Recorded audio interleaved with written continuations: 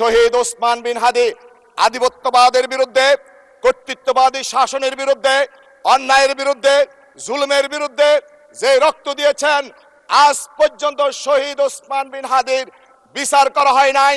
ওসমান বিন হাদির বিচার, আপনার হত্যাকারীদের বিচার করতে হবে। রমজানের মতো সব সময় সেহরি খেতে হচ্ছে। মাননীয় স্পিকার, এই এলাকার খালগুলো বেদখল হয়ে যাওয়ার কারণে অতিবৃষ্টি অথবা অনাবৃষ্টির সকল অবস্থায় জলাবদ্ধতা সৃষ্টি হয়েছে। ডিএনডির খালের কারণে, ডিএনডি বাঁধের কারণে আপনারা জানেন এখানে দীর্ঘ জলাবদ্ধতায় মানুষ অতিষ্ঠ হচ্ছে। কাঁচা রাস্তা, চলাচলের অনুপযোগী, ছাত্র, শিক্ষক, শ্রমজীবী মানুষ এখানে চলাচল করতে পারছে না।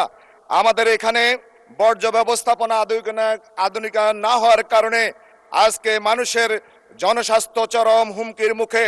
সায়দাবাদ যাত্রাবাড়ি যানজট নিরসন আজকের সময়ের অনিবার্য দাবি। মাননীয় স্পিকার, আমি আপনার মাধ্যমে একটি বিষয় দৃষ্টি আকর্ষণ করছি মাননীয় স্থানীয় সরকার মন্ত্রীকে। এখানে যত্রতত্র লিজ দেওয়া হচ্ছে, জনপদ লিজ দেওয়া হচ্ছে।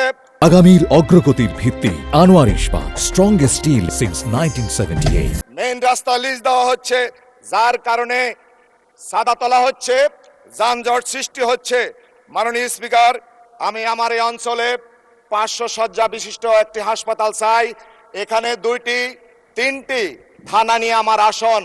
হয়ারেজ এখানে একটি সাধারণ হাসপাতাল নেই, একটি সরকারি কলেজ নেই, সরকারি মহিলা কলেজ সহ আমি একটি সরকারি কলেজ এবং একটি সরকারি মহিলা কলেজ আমি দাবি করছি। মাননীয় স্পিকার, মাদক, সাদাবাজ, সন্ত্রাস এখানে উন্নয়নের অন্যতম বাধা।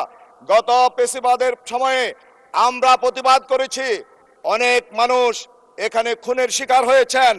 এই সরকার ক্ষমতা আসার পরও আমাদের এই সাদার বিরুদ্ধে কথা বলার কারণে নূরে আলম খায়রুলকে শহীদ হতে হয়েছে। আমি অত্যন্ত ধিক্কার জানাই। সম্মানিত মাননীয় স্পিকার, আমি শিক্ষা প্রতিষ্ঠানগুলোর আজকে যে জরাজীর্ণ অবস্থা, সাথে সাথে শিক্ষার মান, দুর্নীতি এখানে আকণ্ঠ নিয়োজিত। আমি আপনার মাধ্যমে মাননীয় শিক্ষামন্ত্রীর দৃষ্টি আকর্ষণ করছি, যেখানে 72 জন শিক্ষক দরকার সেখানে 142 জন শিক্ষক কিভাবে থাকতে পারে? মাননীয় স্পিকার, আমরা মনে করি উন্নয়ন কোনো দলীয় বিষয় নয়, উন্নয়ন হচ্ছে মানুষের অধিকার এবং আমার এলাকার জনগণের অধিকার। ধন্যবাদ। মাননীয় সদস্য একটু থামেন। মাননীয় সদস্য একটু থামেন, আপনাকে 2 মিনিট সময় দেয়া হলো, বৃদ্ধি করা হলো। ধন্যবাদ। আপনাকে ধন্যবাদ। মাননীয় স্পিকার, জুলাই বিপ্লবীদের যে আকাঙ্ক্ষা ছিল বৈষম্যহীন রাষ্ট্র, আমাদের যারা জীবন দিয়েছেন তাদের যে স্লোগান ছিল আমরা রাষ্ট্র মেরামত চাই, যারা শহীদ হয়েছেন এই রাষ্ট্রকে মেরামত করার জন্য তারা রক্ত দিয়েছেন। রাষ্ট্র যদি এই সংবিধান পরিবর্তন না করে, সংশোধন করে, তাহলে রাষ্ট্র মেরামত হবে না।